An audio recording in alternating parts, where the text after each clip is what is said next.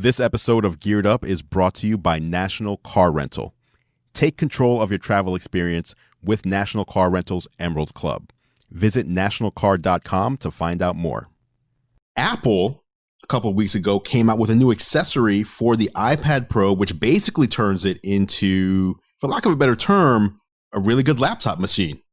I try to shy away from referring to the iPad as a laptop, but when you put it into the Magic Keyboard, it really does become something that you can use on your lap when sitting down and also have a similar laptop experience when it's on a table or desk. I've been using it. They sent me one, I think like a week before they came out. The moment I put my iPad Pro into that thing, I was shockingly impressed at the ease of use and all the features that in iOS seemed difficult for me to do. Like, for example, I've always had a problem getting like split view to work. Like if I'm in an app and I just want to have like a split view on the other side or the slide over apps, like I can never like drag it properly. But with the keyboard, it's simple. Welcome to Geared Up, brought to you by National Car Rental. I'm Andrew Edwards. I am John Rettinger, and we've got another week of another awesome special guest. And I think I'm going to say perhaps the most special of all guests. My friend and genuinely good human being, Mr. Cousteau himself. Man, I love these intros. I love the way this is going. Mr. Cousteau himself. This is going to be great. I love it already. We like to make our guests blush in ways that really only like a gushing mother can make a son blush. So for those of you that might not know Jacques, he is one of the biggest names in the sneaker game, big name in gaming, and a big name on the internet overall. And he and I have kind of had parallel paths. I kind of with tech and him with sneakers and shoes. So Jacques, where can people find you if they want to see all of your awesome content? All of this stuff is under Cousteau, so Kustoo. So anywhere on the internet, Twitter, Instagram, YouTube, Bumble, Grindr, it's all under Kustoo. Yep, you'll get a chance of getting a good match with Jacques. So this is different than our usual sort of tech focused guests. You know, last time we had John Prosser on leaking exclusive all kinds of Apple news. This week we got a new docket. Fresh direction here for the podcast, and I'm pretty excited. All right, Andrew, what do we got? Okay, well, let's talk about Jacques Slade for a moment. You told people where they can find you, but let's talk about the kind of content that you make, because as John said, this week we don't have someone who would be considered as a tech creator directly, but you still play around, like you dabble in tech, you dabble in gaming, people know you for shoes. Right. I own, I think, between 75 and 85 pairs of shoes here. I know John is crazy. Over the past couple of years only, correct me if I'm wrong, John, actually, isn't it fairly new for you? Maybe like two years or so? It is. And actually, I really blame Jacques, actually, for me getting into sneakers. He and I were working out of the same studio for a while with the good folks at Sun Squared. And, I had just sold Techno Buffaloes, looking to kind of change things up. And, Jacques would casually roll in here and be like, that's a man who's got style. And I looked at myself in like my Rams t-shirts. I'm like, that's a man who doesn't have style.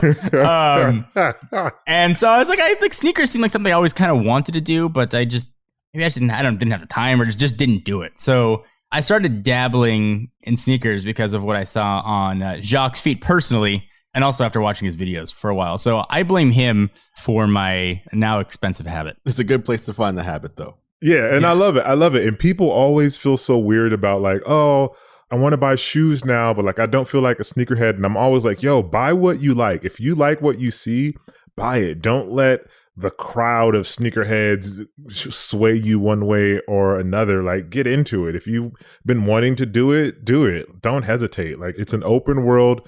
Jump on in. Everybody starts somewhere. Like, it excites me so much to see people get into sneakers. Like, I remember when I started noticing like John rocking like Jordan 1s in his videos, I would tweet it out all the time. Like, yo. Jacques, so what's the story? How did you, such a cool thing how did you go from what I believe was a high school teacher, right? Yeah. Into what you're doing now. Like, what's the story for folks who want to get into YouTube or maybe want to get into the sneaker game? Like, how did you get sort of the top of the mountain? I would say I'm at the top of the mountain, but I got into it because I was working at a school and the school actually shut down. It was a charter school and they shut down because of lack of funding.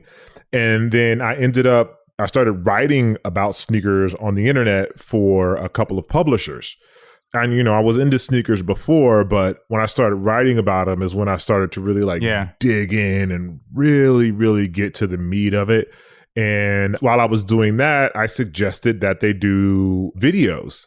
This was back in 2010. And there was people doing videos in the sneaker world, but they weren't like highly produced videos. And I tried to bring in a highly produced sort of vibe to the videos that I was creating back then. And that really just took off. Like that changed everything because at that time, no one was doing it. This was before Complex was doing sneaker shopping, before Nice Kicks was doing Sneak Peek, before all of that stuff was happening.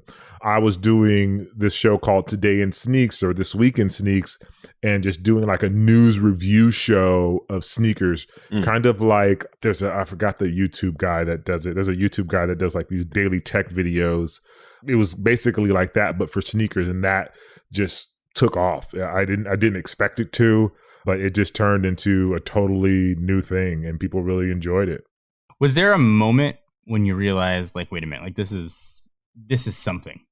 I never knew that it was something different or something like, this is going to be something that's going to like change my life. I never really realized that until the Jordan House video that I did took off the way that it did. Because I was doing videos and it was slowly building up and there was other people starting to do it. But the way that Jordan Tour video just exploded, that's when I realized like, whoa, like this is something different. Like this is something bigger than I ever thought it could be. And it really set me up for like the success that I have now, for sure.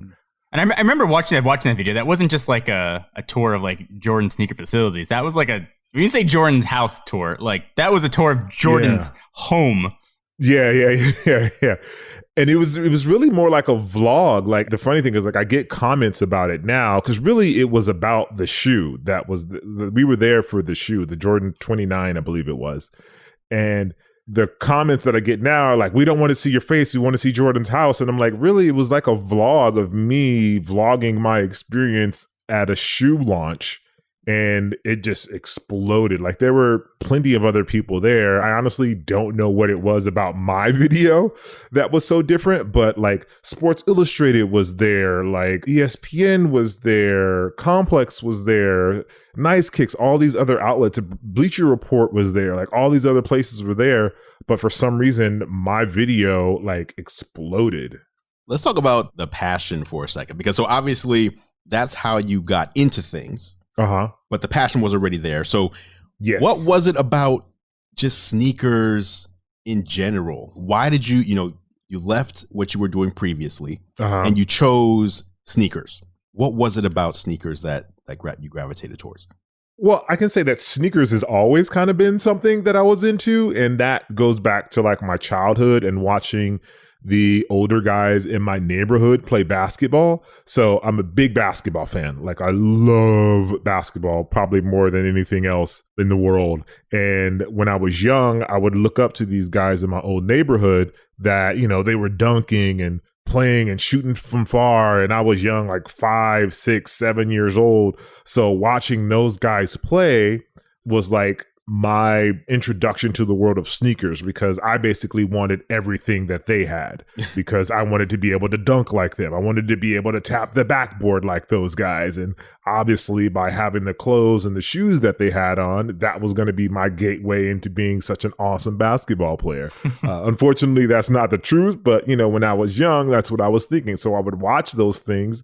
And that's how like my passion for sneakers started, because I just wanted to be and dress just like those guys. So I have a lot of questions for you about the passion, things I've always kind of wanted to ask. So for folks who are looking to, and I get this question all the time on the tech side, how do I get into tech? I want to do tech videos.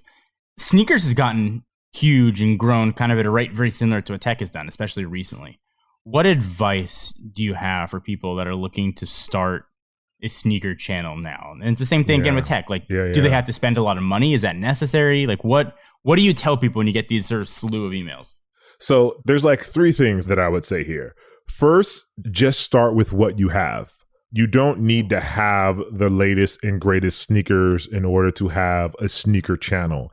That's just like a subgenre of sneaker channels. There's places like Sneaker History that speak to the history of shoes. There's running channels that talk about the first time they wear a running shoe and go out for a run. You have to find your own voice and find your own lane, and that's what's going to make you different. The second thing is you also have to realize that nobody cares.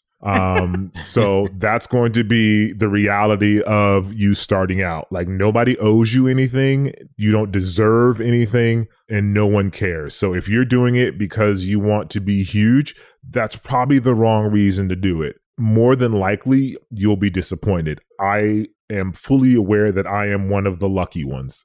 People could not care about me just as quickly as they could not care about the next person. So just start with that in mind, and the feeling that this is just going to be you creating. And then the third thing is have your own voice. It's fine to mimic people to start, but as you do that, start to develop your own voice and your own personality, because that is what's going to draw people to you. And if you kind of start with those three things, I think that'll set you up for the best path that you can go on, keeping those things in mind. We'll transition away from sneakers for a second, but I want to ask, because honestly, I'm legitimately curious. I'm sure you get this all the time, and I know I get this question on the tech side, so it feels silly to ask somebody else it, but like, what are your three favorite sneakers? My three favorite sneakers? That's a really hard question. I would say my favorite would probably, it's something that obviously it changes, kind of like in tech. Like, your favorite thing kind of changes over time as your needs change and the things that you do change. So if I'm going to base it on the shoe that I've worn the most in my collection, it's an Air Jordan 3 Black Cement from 2011. Like, it's absolutely falling apart and I still wear it all the time. But there's the shoe that's really close. I love the Chuck Taylor, the Converse All-Star as well. I wanted to be a rapper when I was younger, and I was super into entertainers, and I would always see like rock stars and bands, and they would always have on Chuck Taylors on stage. And so when I first started doing shows and I was on stage, like, I wanted to have on Chuck Taylors because that was part of like the rock star, hip hop star uniform. Same goes for like the shell toe, the Adidas shell toe. Like, that's such a classic shoe in terms of hip hop, and like, it stood the test of time. But for basketball, I love the Air Jordan 11. I love the Air Jordan 1. Like, there's just tons of, like, the Air Max 95. There's just tons of shoes, I guess. All right, let me ask one more shoe question. And this is not a shoe show, but when you have Jacques Slade on the show, you take advantage. You got to ask. So this is actually a question for both of you guys. So I'll answer it for myself first. What I want to know is, Jacques said something earlier about how, some people have this pressure of, okay, I want to get into sneakers. Like, they don't want to be a poser. They want to do it the right way, but there isn't really a right way. It's just more just do what you want, do what you like, and you're good. I know some people who, when they buy a shoe, they'll buy two. I'm going to wear one. I'm going to keep one pristine. There's people like me who I can't tell you the names of any of my shoes. I just buy what I think looks cool and something that I will genuinely wear, and then I'll wear it. I don't worry about if it's going to get worn out or if it's a re-release or whatever. I just, this looks cool. I like it. I would wear it. I'm going to buy it. What do you guys do? What is your styles for choosing what you're going to pick up? Jacques, all you. Well, I think I'm a little different because, like, sneakers is my job. So I buy stuff. A lot of stuff that I have, I wouldn't necessarily buy on my own. Yeah. But I buy it because I know that there are people that like it, and I have information about it, and I try to share that. Yes. As far as getting stuff that is, like, for me personally, I follow the same rules that you do. I buy stuff that I think looks cool and stuff that I like. Just because it's a Jordan 1 or a Jordan 11 or an Adidas Superstar or an Adidas Boost doesn't mean I'm going to buy it. I buy it if it's something that I specifically like, if it's for me. If I'm doing it for work, I buy stuff that doesn't necessarily resonate with me, but I still get it for the purpose of work. So I would say I'm very similar to you in that vein. And if you look at, when you guys follow Jacques on Twitter, I mean, you'll see every weekend he's out there trying to buy shoes with his, hashtag Saturday, hashtag Saturday post. I don't know how you get up every morning at 7 a.m. here in California to do it. I'm like, oh, I'm going to get up and get that, whatever, purple toe Jordan 1s. And I'm like, it's 8:30 and I wake up. I'm like, there's not a chance that's getting me out of bed. So I respect that, first of all. Do you set an alarm or do you just always up early? Well, I'm always up early because I run in the morning. So I usually I'm up like 6:30, 6:15 almost every day. All right. So making the rest of us look bad. And as somebody who's new to the sneaker game, there's a lot of stuff that like I've kind of always wanted, right? Like, I'm a kid of the 80s. Huge basketball fan like Jacques was. I used to, I was watching those Laker Bull showdowns and like seeing, the Jordans especially is something that I've always gravitated towards. And I love the Jordan 1 silhouette. That's almost everything that I have are different versions of the Jordan 1. So I keep an eye to like what things might be worth, but I don't buy extra. I try to take good care of them, but like I'm not freaking out about my toe box getting creased or, anything like that. Like I'll wear my shoes and I'll try to keep them clean. I bought these very, very nice little boxes to keep them in, little drop fronts with a very handy coupon code that has been helpful to sort of keep things clean. But that's sort of if it's a Jordan 1, generally I'll try to buy it. So my last question for Jacques, and I promise I'll get off sneakers. Andrew and I get this question all the time from people on sliding into our DMs, but it's like, can I have an iPhone? Can I have a Pixel? Oh can I have an God. S20? Do you get that? Do you get like, can I have your off-white Jordans? Like, do you get that? Oh my God. Yes. And I understand where it's coming from, especially for the young kids. I get it. But yes, I would say at least 2 or 3 times a day, I get someone in my DMs asking me for a pair of shoes. What's the most requested? Like, what's the iPhone 12 Pro or 11 Pro Max of sneakers? It's not often specific. It's just a pair of shoes, period. Very rarely do I get, can I have this specific pair of shoes? Unless like I've mentioned that I have like 2 pair in a video or something like that. Then when that video goes live, like I'll get it for like a week or 2 after that video. Yeah. But generally there's no like, hey, can I have an iPhone? It's more like, hey, can I have a pair of shoes? That's fair. I mean, that's probably a very different thing than asking for a flagship smartphone. Very different reasons, I imagine. All right. So should we transition over to tech? Like a little bit of tech talk? We're about to transition right now. All right. So when I first met Jacques in person, it was at last year's E3 Microsoft Xbox media briefing. It's one of the briefings that I look forward to most every year. As a big fan of Xbox, it's my console of choice. And regardless of whatever keynotes I go to during the year, I always feel like that is one of the most fun. So I've brought up Xbox and PlayStation and Switch on the show previously, but it's kind of hard to get John Rettinger into a spirited conversation about these topics.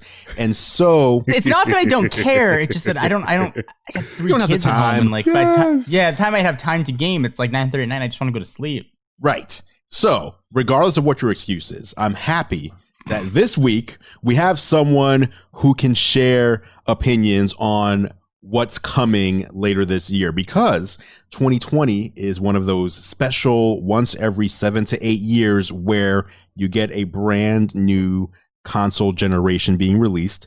Despite everything that's going on, both Sony and Microsoft have said they still have plans to release the new consoles this year. They're not being delayed.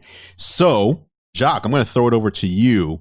What are your thoughts on the upcoming next-gen console releases?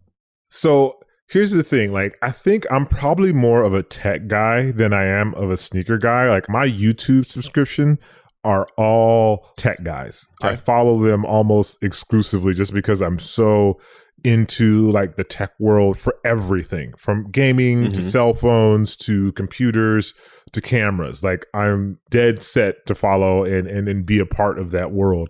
So for me, like, this is obviously a super exciting year. Like, the Xbox was fundamental in my college years. Me and my boys, we played Xbox all the time. Literally, we lived in an apartment building. It was a 4-bedroom apartment building. We would run LAN cables from our apartment over the patio to the patio of our neighbors next door and into their living room because they had an Xbox as well. And we would play Halo till ungodly times of the night. It was ridiculous. Like I'm almost embarrassed, like how foul and some of the things we would say, because our patios were adjacent from each other. We would leave the patio doors open and would be yelling obscenities across the patio based on a LAN cable. So like there was his living room we'd be playing in my living room. And then we had a router or switcher, I believe it was. And it would go into the back master bedroom because there would be like 4 people in there. So we'd have like 12 people playing at one time. And it was the foulest thing that you've probably ever heard. Just imagine a bunch of college-aged men playing Halo, calling each other names. Like we would name ourselves like gonorrhea. We would name ourselves.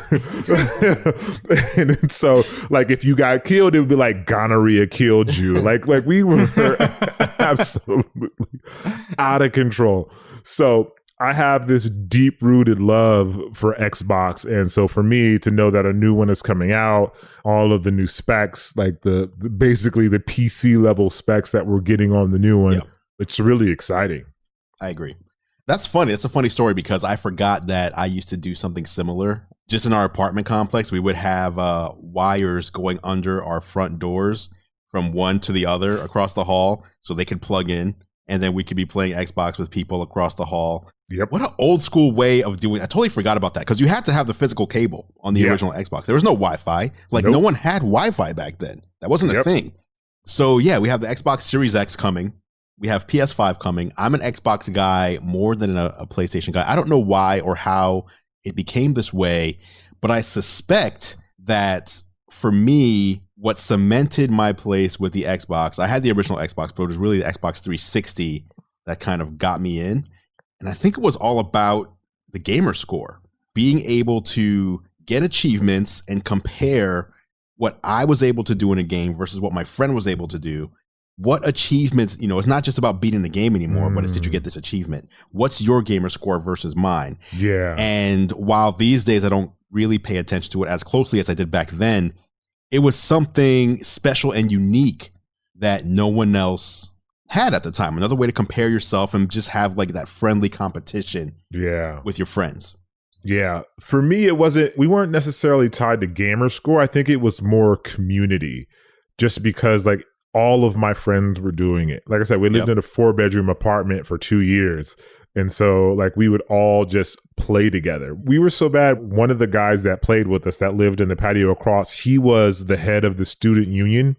We would have LAN parties in the student union. Like he'd rent out like a conference room and we'd have like LAN parties, Xbox LAN parties inside the student union during his break. Yeah. So it was more about community for me because everyone had an Xbox. So everyone had like people had PlayStations as well. But I guess the communal part of PlayStation just wasn't there. And I think that is what solidified my relationship with the Xbox more than the PS5. Like I have a PS4, I've had all the PlayStations, but there is something more communal, I guess nostalgic for me about the Xbox line that draws me to that one more. I'm with you. John, what is your gamer score, sir?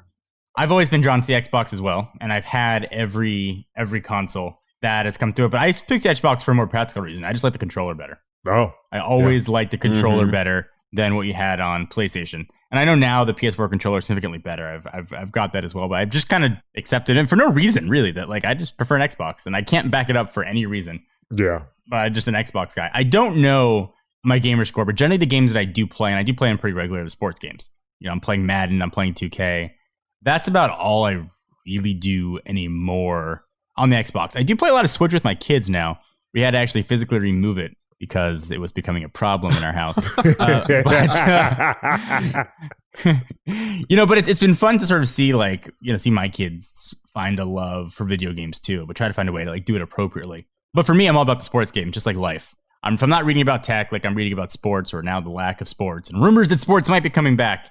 That's kind of dude, did you ever, so Jacques, big basketball guy, current rumor they're going to do it like a summer league where there's like 4 games in a day in one arena. What? That's evidently the plan's getting floated in Orlando, supposedly at Disney World or wherever the Magic play. it's going to be like a summer league thing, like whatever, Lakers, Warriors yeah. at 9, and then at like 12:30, it's whatever, Thunder, Grizzlies. Would be amazing. Absolutely amazing. And supposedly NBA coming back July. So anyway, I just totally hijacked that conversation. Clearly away from gaming, as I've been accused of doing for a while. Yeah, as I tend to do. So you know what, John? I just wanted to get a touch and taste of gaming in there, and I feel satisfied that we did.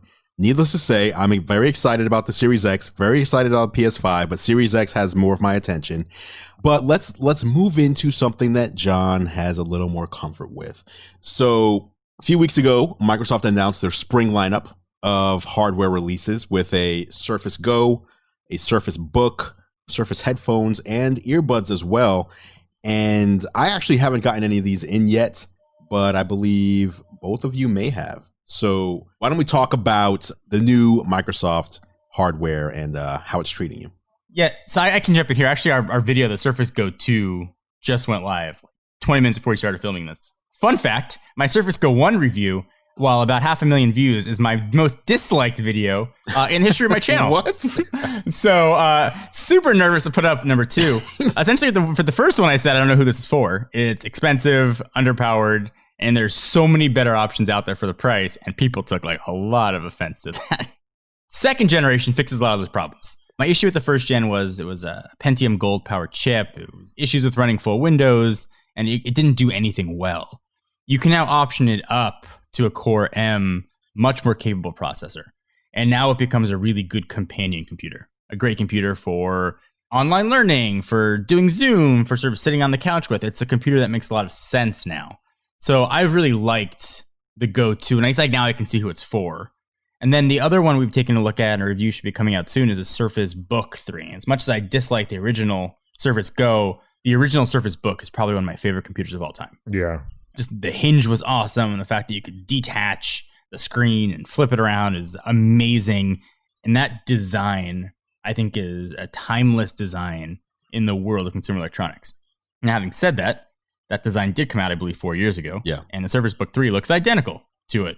So a dated design, but still very powerful and capable computer. And I think if you want the best hardware out there from like aesthetics, it's really still hard to beat what Microsoft is doing. Although Dell is pretty close with the new XPS line.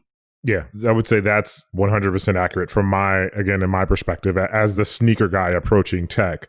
The Surface Go 2, like, it's a cool machine. Like, it is definitely for, like, I feel like a very chill consumption, light email, like a work device. Almost like it's something that I would say like my wife would use, because my wife is not going to be doing anything intensive on her computer. She might VP into her job, and like that's the extent of what she's going to do besides like browsing the internet at night for home remodel ideas. Like, that's something perfect for her. It's nice, it's small, it's light. It takes her away from the big computer at work during the day. So like I feel like that's perfect for her. And the same thing, I mean, really what John said about the Surface Book 3 too. I love the device. It's well made. It's super quality. It has some like weight and some heft to it. It's well built. The detachable screen is still super cool. Regardless, like I still think it's like really cool. They made the detaching faster. I never had like a particular issue with that, but I saw some reviews and people were like, it detaches so much faster now. And I was like, I guess I just didn't pay enough attention to that. That wasn't a big deal, but the screen still comes off, which is awesome. And then, the keyboard's nice. Yeah. I personally like the trackpad because it's smaller. Like, my MacBook has a massive trackpad on it, and that's good. It's good in a sense, but I actually prefer my older MacBook's trackpad because it was smaller. I tend to rest my my thumbs like on the bottom of the computer, under the space bar. And so I'll often get like these mouse jigging and moving around because of the big trackpad. But with the Surface Book 3, it's smaller, so I don't have that issue. It's more like my older MacBook. So that, again, that's probably something small with me. Like, people like worry about, it detaches faster now. Now I'm like, the trackpad's too big on my MacBook. But those are things that just pop out to me. And, it's not the most powerful thing in the world, but it's not the least powered. It's not the most expensive. It's not a gaming laptop, but you can do some decent gaming on it. Like, I think it's a good machine overall. Yeah, I guess that's the best way to put it. It's like a good machine. If you want something where you can type and you can also detach, like if you want that 2-in-1 sort of hybrid machine, then like the Surface Book 3 is probably the best thing out there right now. Are you guys detaching though? Out of curiosity, are you genuinely like, you know what? I need to detach. I need tablet mode right now. I detach when I'm watching like YouTube and stuff, or if I'm walking around. Okay. Like I'll detach it, like I'll work on it on the studio, and then I'll detach like if I'm going downstairs and I'm going to watch TV downstairs. We all like watch a TV show. Me, the kids, and the wife watch a TV show or some sort of anime or something while we have dinner, and we'll bring that downstairs and set that up, and we'll watch TV on that. So I detach when my kids are doing their online classes. They play with the trackpad all the time. They move stuff around. I get screaming at me that the window went away. So I detached and I just flipped the thing backwards. And I turn the monitor backwards, the screen backwards, with the keyboard facing away from them so they can't do anything. But other than that, I don't really detach. I occasionally I will. I like having the option. It's like having a pickup truck, right? Like you're not always hauling stuff, but when you want to haul stuff, it's nice to know you can. Yeah. So I like that that's still something that can be done. You're not just sort of flipping a screen around like you get with a lot of other, Windows laptops, like the Lenovo line, for example. Mm-hmm. It gives you something very different. And I think that's cool. Plus, I mean, it's a dedicated GPU in a laptop, which is not something that you get with a lot of laptops nowadays. So, and now it's a beastly GPU. Microsoft was like, hey, it's not a gaming laptop, but like maybe you want to try some games on it. And we did, and it handled it really well. We threw Premiere Pro on it. We tried editing on it, and it rocked it. They missed the boat big time, though, with their I.O. I don't know why Microsoft is refusing to do Thunderbolt. They claim it's security issues. But a computer at this cost, not having Thunderbolt is a big deal. There is USB-C on it, so at least you can sort of use those accessories. But that strikes me as a really big miss. Yeah. Especially at the price point they're playing in. So I'd expect the Surface Book 4 is sort of a new design and probably the first to embrace Thunderbolt, but they haven't done it, and they are in love with that magnetic charging port, the Surface connector. I mean, they love that thing. Which is cool. Which is nice. I like it. It is cool. It's nice sort of like for charging, but like if you're going out and about, would you rather just carry like one USB-C cable, which you can still charge your computer with? Yeah. It's of questionable utility, I think, nowadays. I need someone to invent a USB-C that's magnetic to kind of do that USB, like the MagSafe or the Surface Book adapter. Like I need someone to do a legit, an OEM version, not like something you buy from Amazon. Like I want it to be a part of the system, not something new. So Jacques, what's your editing setup? Like are you on Mac? Are you on the PC side? I edit on my MacBook Pro, and then I have the Surface Book 3 as well. Surface Book 2. I'm using the Surface Book 3 now until I have to send that back. All right, fair enough. So you're Premiere Pro, or are you editing in Final Cut, or what are you editing in? I edit everything in Final Cut. I go in Premiere if I absolutely have to, if I'm working with somebody that's using Premiere, but I don't voluntarily go into Premiere. Have either of you tried the new Surface headphones, either the headphones, over ears, or the earbuds? I tried the earbuds at an event, and I couldn't get them to stay in my ears. I tried all three of the adapters, and I don't know. And they were saying that I believe it's like the three adapters fit 90% of people's ears. And I guess I'm just part of that 10% that it just didn't fit. So I didn't really get to really listen to them. I haven't listened to the new headphones. I personally really like the old headphones. I wish they were smaller, and I wish they could get smaller for travel. But besides that, like, I'm really good with the Surface headphones, the original version. Right. What are your travel headphones, by the way? What do you guys use for travel? Because I've found that despite having fantastic over ears or even on ear headphones, when I'm on the go at this point, I'm just like, just give me what's convenient. And it's usually the AirPods in my pocket. I don't even go for the bigger stuff anymore. I mean, I can jump in there. So I used the Surface headphones, the original ones. Those are my travel headphones. Now sort of pre-AirPods Pro. If I'm taking a short trip, generally I'll still just carry, the AirPods Pro. But the Bose Headphone 700 for me have been absolutely amazing for noise canceling and battery life. And those things can last like 15 hours. If I've got anything longer than an hour and a half flight, like I'll take up the space in my bag to keep those with me. Yeah, same. If I go on a flight, I take the Surface headphones with me. If I'm just like in general, like now just chilling, or if I'm like running to the store, I'm usually using the I have the AirPods and the AirPods Pro. It just depends on which one's charged at the time. That's the one I throw in. And then when I run, I actually use the Bose. Oh my gosh. No, it's actually not even the Bose anymore. It's these JBLs. JBL sent me some headphones. I can't think of the name of them, but they have like these headphones for running, and they fit really securely in my ear because I can't run with the AirPods because they just fall out of my ear. But JBL has a really nice pair that I'll be using. I'll think of it by the time we get to the end of the call. Just blurt it out randomly. Perfect. Let's go to the next topic real quick before we take our break. So we talked about Microsoft hardware, Surface Go. We talked about the Surface Book 3. Apple, a couple of weeks ago, came out with a new accessory for the iPad Pro, which basically turns it into, for lack of a better term, a really good laptop machine. I try to shy away from referring to the iPad as a laptop, but when you put it into the Magic Keyboard, it really does become something that you can use on your lap when sitting down and also have a similar laptop experience when it's on a table or desk. I've been using it. They sent me one, I think like a week before they came out. The moment I put my iPad Pro into that thing, I was shockingly impressed at the ease of use and all the features that in iOS seemed difficult for me to do. Like, for example, I've always had a problem getting like split view to work. Like if I'm in an app and I just want to have like a split view on the other side or the slide over apps, like I can never like drag it properly. But with the keyboard, it's simple. So it feels like a lot of these iOS features that they announced as part of iPadOS 13 were kind of meant for keyboard use and trackpad use. And so I want to see what you guys think about this one. I know, John, you had some issues with battery life. I haven't seen any issues with battery life at all. So I'm curious what your experience has been. I'll let Jacques take it first. Have you used the Magic Keyboard? I have not used the Magic Keyboard yet. I want to. I have the original keyboard. I haven't used the Magic Keyboard yet, though. Original keyboard is trash compared to this. It is. So I think the iPad Pro is probably one of the most perfect products that I've ever used as far as accomplishing what it set out to do. I love my iPad Pro. I used the big one, the 12.9. I was pretty stoked for the Magic Keyboard. Sorry, to try to use it for more. And I'll leave the discussion about whether or not it's a computer or not. It depends on how you use your technology.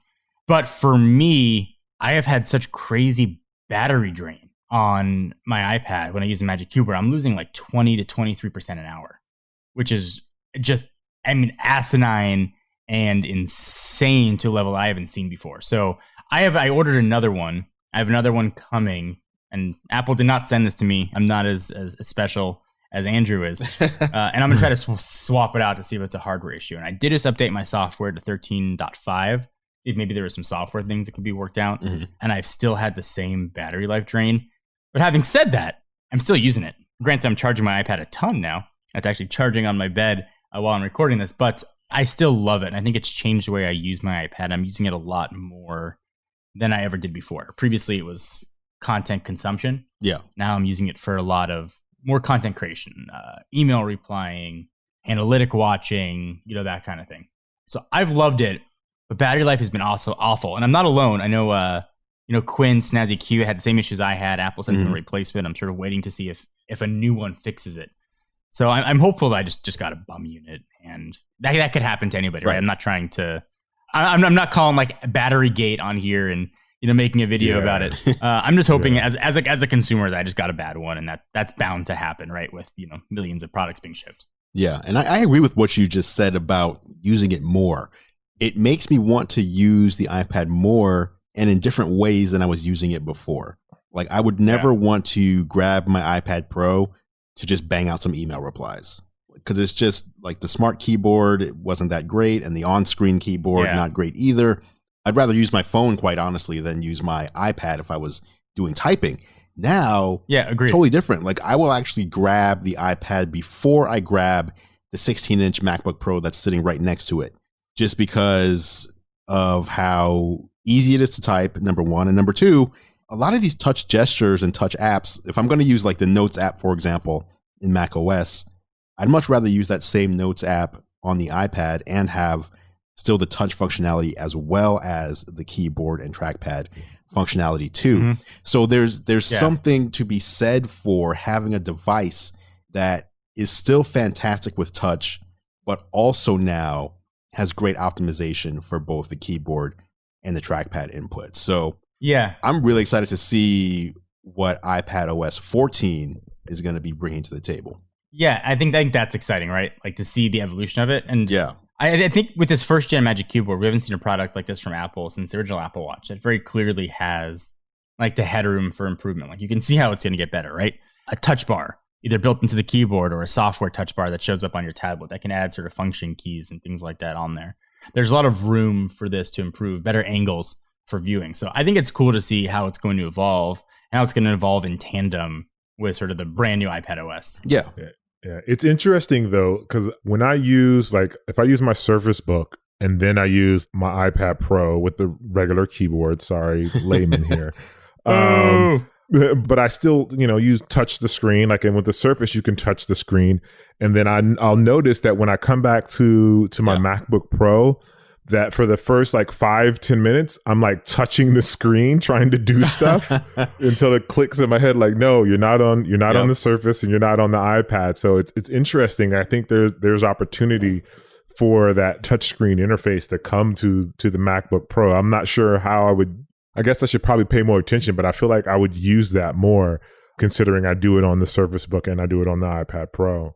And that's an interesting one because I feel like Apple is trying to show there's a clear line. macOS is going to be an input operating system where you use a trackpad or mouse, and iOS is going to be our platform where if you want touch, that's where you're going to go. And now if you want touch with a laptop-like experience, iPad Pro is where you go. But it'll be interesting to see if they do switch that up. Let's take a break.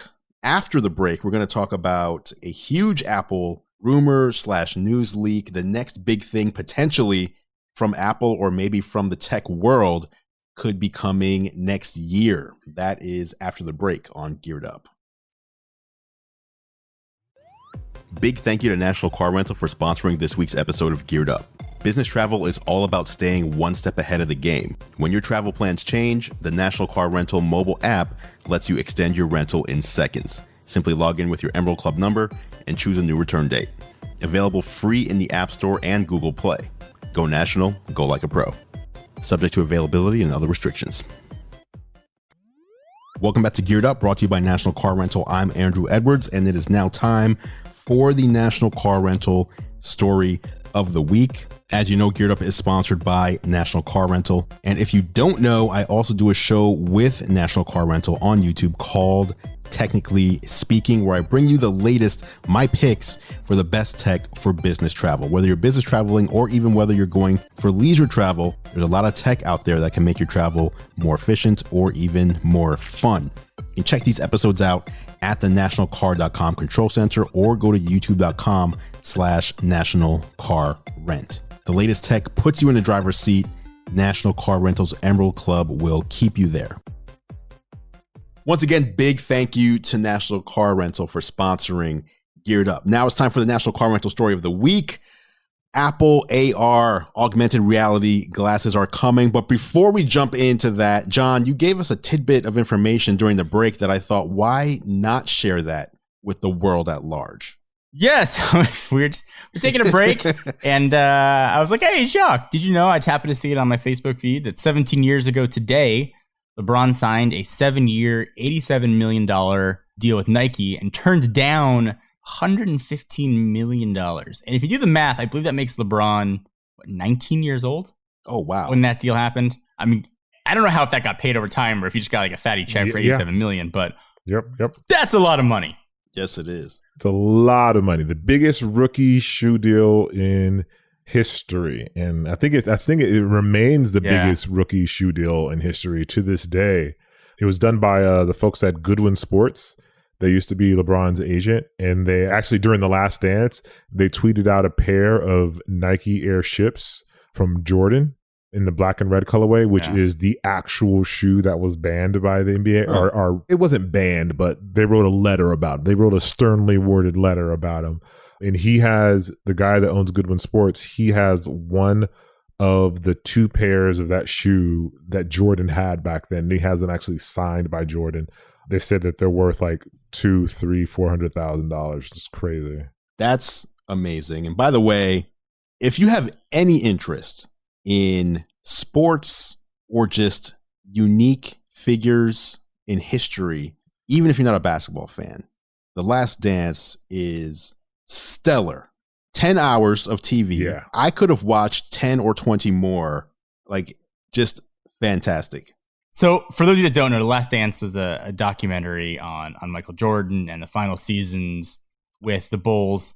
And it was just an amazingly done, unless you're the Houston Rockets, which they didn't mention at all. And they won 2 championships in between that whole story. And The Last Dance didn't say a word about any of that. That's true.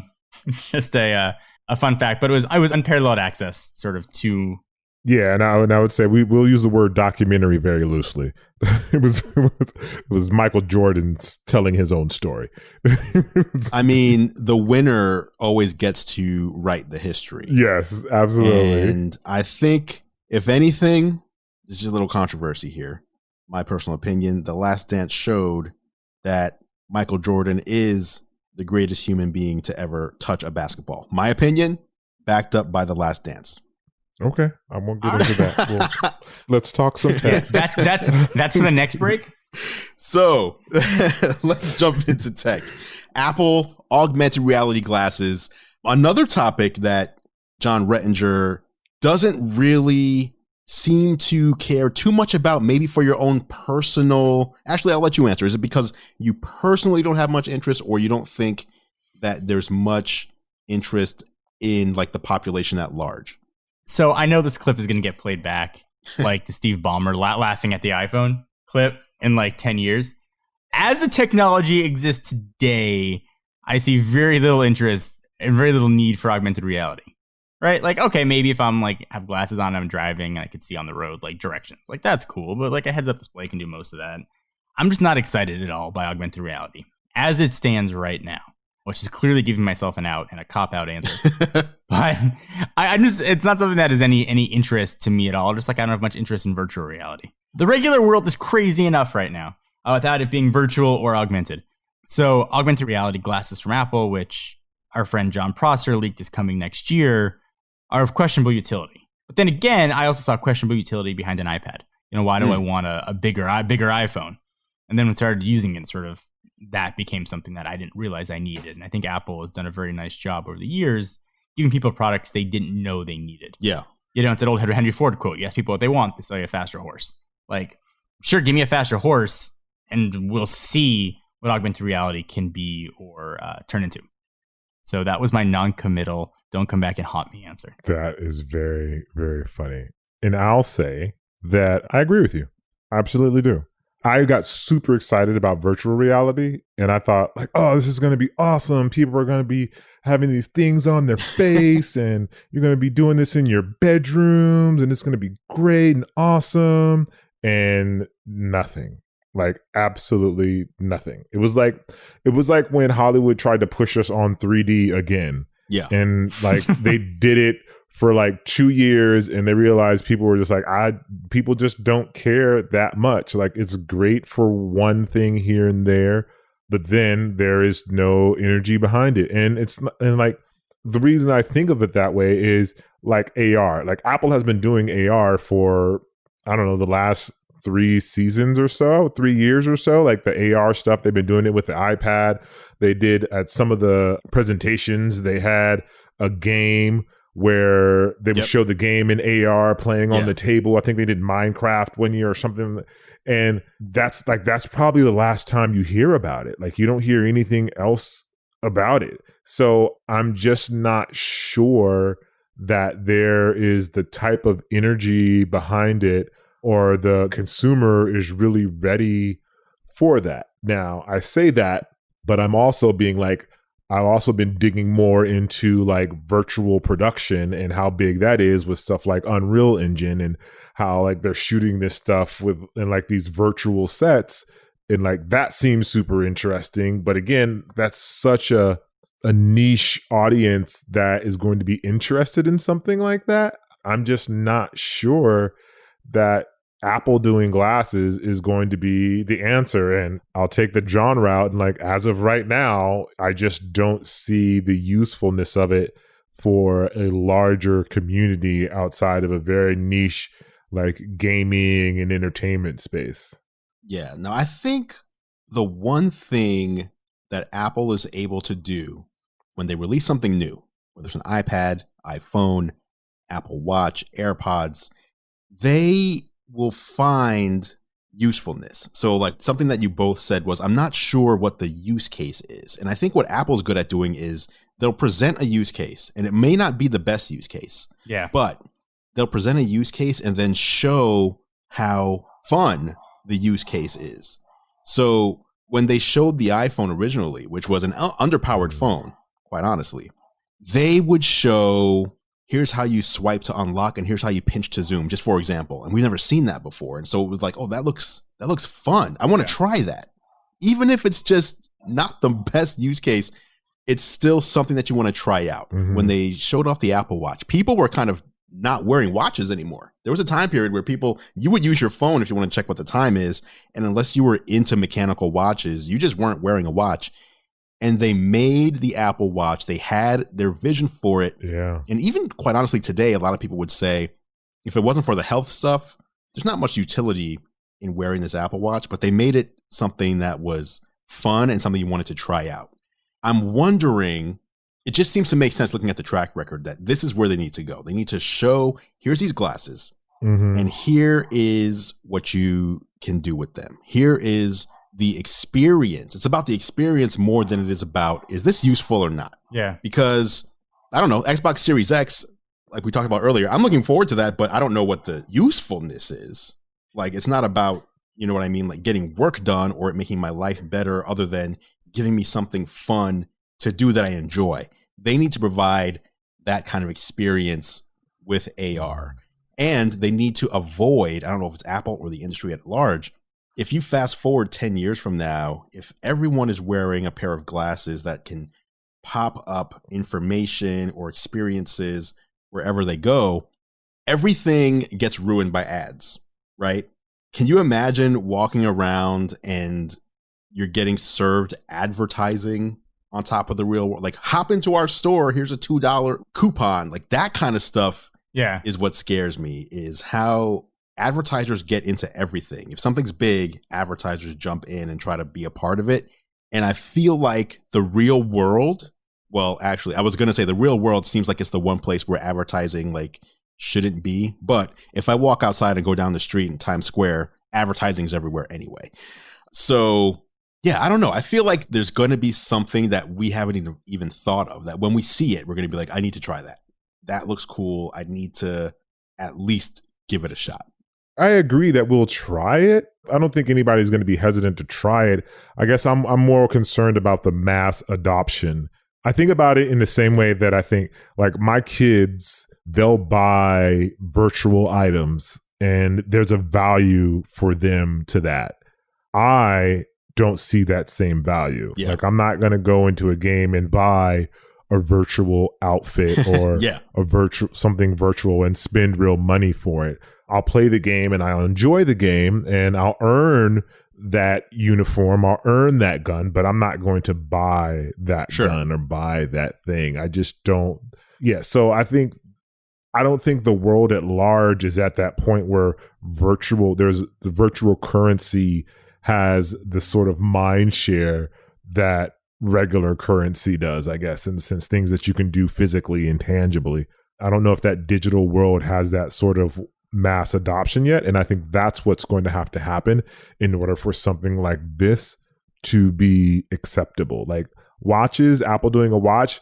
Okay, cool. What can you do with the watch? But it's an Apple Watch. It's a watch. It's something that everybody already wore and something that everybody already had. They just did it their way. Right. There is no already AR or VR in that sense. Like, it's there, but no one's taken on to it yet. VR is like almost like the laser disc. It's a great idea. People are in it, but there's something different and better that's going to take over it, or the world's just not ready for it yet. That's a good point. Apple has been the master of observing what's going on and then figuring out what works and what doesn't, and then taking what works and building a product off of that. And AR is different because there's not much to observe. There's not competitors out there. And in fact, Magic Leap, who seemed to be the one who was gonna come out with something that would knock people's socks off, they had to shut down their consumer product development, and they're only going enterprise now due to, I think they used it as an excuse, the whole COVID-19 thing. I think Magic Leap, they've been working on this for a decade and they just weren't able to come up with what they needed to do to make it a viable product for the consumer. But either way, there's not much for Apple to observe.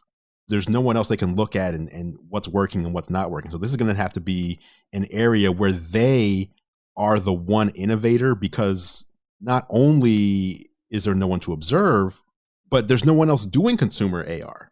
Microsoft's switched to enterprise only. Magic Leap is enterprise only. And I can't name any other companies that are all about AR. So it's going to be interesting to see. The rumor is that the glasses will be named Glass, so similar to Google Glass. It will be Apple Glass, $500 with prescription lenses at an additional cost if you need that. And that the announcement would come in 2021 and they would ship in late 2021. That is the information from John Prosser. Mark Gurman, who is from Bloomberg and has been a prodigy when it comes to internal Apple news, says that this is fiction. That's his words. And he thinks that the confusion lies in that Apple is going to first announce a combination AR/VR headset in 2021. And then they will announce a pure AR only device, which will launch more in 2022 or 2023. So Mark Gurman is saying there's probably two different products here, and that Apple is first going to go with a headset that does AR and VR powered by the iPhone.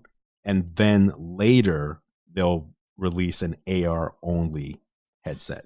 It'd be interesting to see. It sounds exciting. But while you're talking about it, I'm thinking, like, how could I use this? I'm like, is this like an exercise thing where I have these glasses on and I'm exercising with someone that's in the room with me and that helps me with my form or something like that? Or if I'm trying to take something apart, is that where the beauty of it is?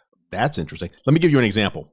Have you seen, since both of you are into basketball, have you seen the Home Court app? Yeah. Yes. So you know how you can open up Home Court, you can start taking shots, shooting around, and it'll tell you, here's how far away you were from the basket. It went in, it didn't go in. When you shot it, you were a little to the left or to the right. It'll plot all your positions. Now imagine you just have glasses on and you can watch. So you can be a coach, you have your glasses on, you can just watch people shooting around and you can see exactly where they took the shot from, where their shot went, which ones went in, which ones they didn't, how many they missed, how many went in, all in your glasses. Basically, you have a heads-up display right in front of your eyes. If you're the person shooting around, now you probably don't want to shoot around with glasses, but using the same example, you can get instant feedback on your form. Or maybe you're golfing, instant feedback on what you did and what you need to do next and how to improve, all in front of your eyes without having to take a phone out or look at a watch. It just appears in front of you. So now, obviously, this is just me coming up with random stuff that I don't know if is possible or not. But I think there are things like that where it's like, how can this make my life easier or better? If I'm going to the store, let's just say you need to be eating like a low sodium diet or a low sugar diet, for example. As you're shopping, can you get information as you grab something off a shelf and look at it that tells you this fits or this does not fit with what you should be buying? Yeah. Rather than having to look at the label and then scan the label and then read the ingredients and everything is small print. That kind of stuff is what excites me. I don't know. I'm still like, all right. Yeah. You hear their reactions. Both reactions were like, I don't know. Yeah. Because like my first thought is like, that's an app. Cool. There's an app for that. Like that's my thought. Fine. You know what? Let's move on. Final topic of the day. I am in the midst of buying a home, doing an upgrade so I can have more space dedicated to video, more space dedicated to podcasting that's separate from video. And my wife can have her own dedicated space for her business. Her business is a loud business, which will often interrupt me if I'm trying to do a podcast or record some video. So this is going to be an improvement all across the board. But I've worked for so many years in our current place to go from having a home to having a smart home. So pretty much everything in this house can be controlled either from a phone or with voice. Whether we're home or not, I can unlock doors, I can open garage doors, I can turn lights on or off. And now I'm starting with a clean slate.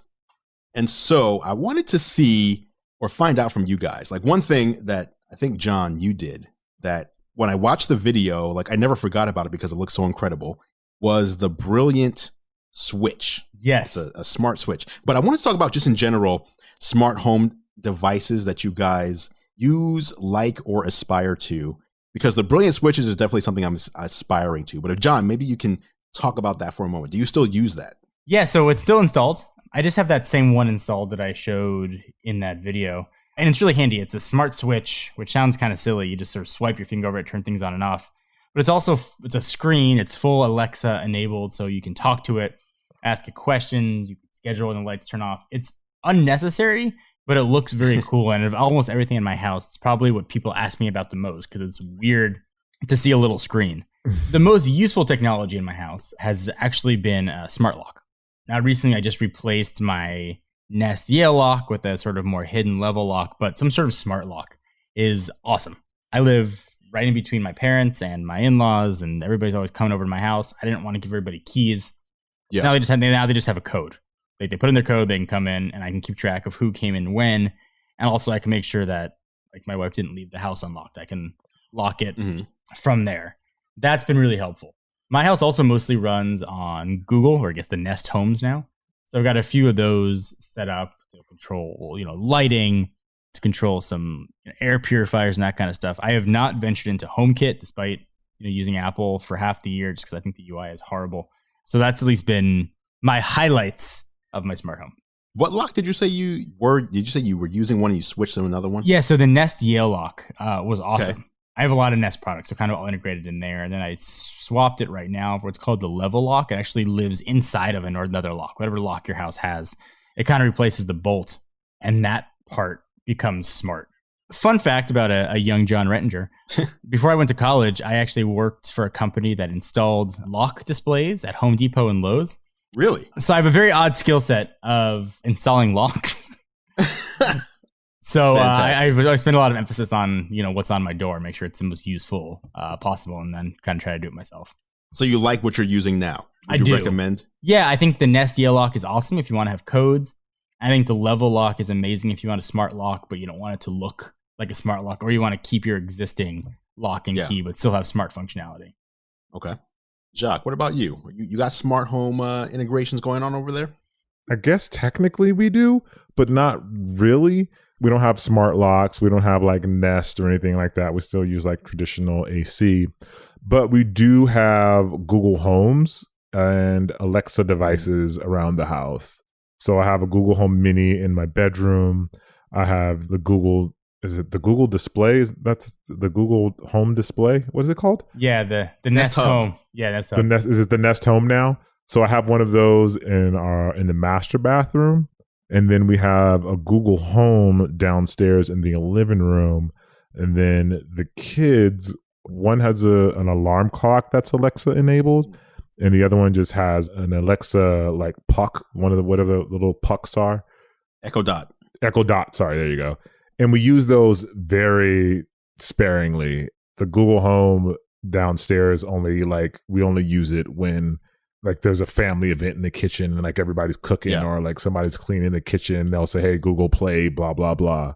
The Nest display in the Google Nest in the bathroom is like when my wife's getting ready in the morning, she'll listen to the news. She'll do like the weather and things like that. And then I honestly just use the Google Mini that's by my bed more as like an alarm clock more than anything else, because I feel like the sound it makes is a little more pleasing than the iPhone alarm. So I use that one to wake me up. But that's the extent of our smart home. We have like ring lights and a doorbell, if that counts as a smart home. It counts. But nothing integrated into the lights or anything like that. Not yet. I'm just not, I'm trying to find a use case for us. I don't think we've evolved that much into that use case quite yet. Okay. I'll say my favorite smart home device that I have, which unfortunately is the one that cannot be transferred from home to home, is these smart blinds. So I have the smart blinds, which you have to like measure your window. So, let's just say it's 3 feet by 3.5 feet by 2 feet or whatever, however big your windows are. So you can't just take them off and put them into your new windows, because your new windows are likely going to be a totally different size. If it's not exactly cut the right way, it's going to look weird. But being able to say, for example, like I can ask, I do use HomeKit, although my rule is I like HomeKit and that's what I want. But I want everything I buy, if it's HomeKit compatible, it also has to be Alexa and Google compatible as well. So I can use any of them at any time. So I have HomePods spread throughout the house, and I can ask Siri to, I can say like raise the blinds in my office to 20%, for example. Or if I say goodnight, as part of that scene, all the blinds in the house will close, no matter where they are in any room. And that's like just one of the, I don't know why, because I can control the door, I control the lights, all sorts of stuff. But you're having your blinds. Maybe it's just because when I was younger and I was watching MTV Cribs, they had like the old school version of like auto blinds, and I felt like that's the aspiration. Kind of like when Jacques was talking earlier about when he was younger and he had his inspiration and how he wanted to be the baller, the basketball player, and the rapper later. For me, it was, I want to reach the level to where my blind, like stuff in my house is just automatic that isn't supposed to be automatic, because that looks crazy. So maybe smart blinds aren't cool to other people. I don't know. But for me, it's so cool to just have all your windows opening and closing, like the blinds opening and closing, or being on a schedule, or just just saying it out loud and having it happen. I have a Serena, I think the brand is Serena Shades by Lutron. But very cool. Everything else can be moved. Smart locks, lighting. There's so much stuff, though, in my house that I feel like it's daunting to go from having almost everything smart, like the fridge, the stove. Like my washer and dryer will send a notification to my TV when something is done. It'll just pop up on my TV. Hey, washer's done. Time to move things to the dryer. To now having to like start all over again from zero is a little scary. Man, I need to step up my smart home game. Y'all make me feel bad. Y'all make me feel Come on, bad. Jacques. Man. It's time. It's time. You have the devices. You have the devices that you can talk to, but it sounds like you just use the devices for themselves and you don't have them control anything else. They just give you the information that you ask it to give you. Yeah, we use them for the very basics of what they could be used for. All right. Hey, Jacques, I want to thank you for coming on to the show this week, giving us some time to talk with you. Before we go, remind people where they can find you. You can find me, it's at Cousteau, which is Kustoo, and that's on all the social places, from TikTok to Snap to LinkedIn. Like, I'm there, all under Cousteau. And on YouTube as well, obviously. YouTube, Twitter, Facebook, Reddit. Can I drop a quick admission? Sure. Real quick. So I've seen your username, obviously. Uh-huh.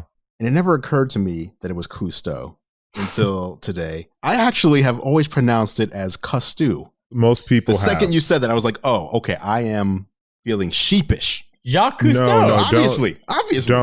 Don't feel bad. The way it's spelled, it's definitely Cousteau. So don't feel bad. You were just using, what you learned how to use That's English. correct. I tried to spell it Kustoo when I did it in high school because I thought that was just a cool way to spell it. I learned very quickly when I started going online and meeting people in person, they all thought it was Cousteau. So most people think it is Cousteau until I say it. And then they go, oh, okay, I got it.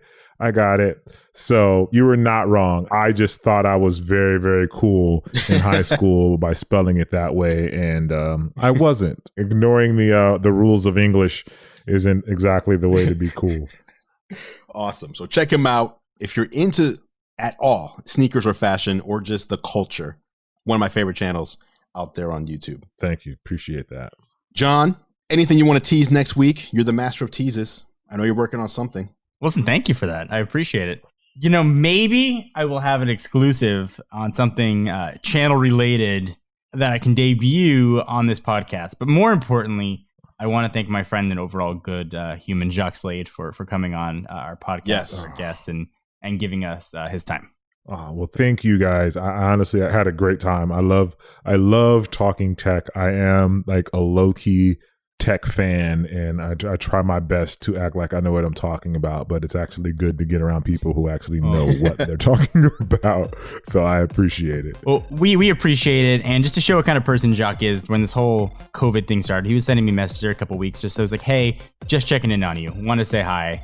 And that's a good person and a good friend. So Jacques, thank you for coming on and being our guest this week. Absolutely. And that is it for this edition of Geared Up. Thank you so much for listening. Of course, you can catch John and I on YouTube. I'm at youtube.com/gearlive and John is at youtube.com/John4Lakers. Feel free to head over and subscribe to our channels to stay up to date on all the latest tech. Speaking of subscribing, you can subscribe to Geared Up in your favorite podcast app if you haven't done so already. Just search Geared Up, that's 2 words, not one, in Apple Podcasts, Spotify, Pocket Casts, Overcast, or really wherever you choose to listen. If you like what we do, please consider leaving us a rating and review. It really helps other people find the show. Geared Up is a Gear Live podcast, and you can see more from us at gearlive.com. Thank you so much for listening. For John Rettinger, I'm Andrew Edwards, and we'll catch you in the next episode.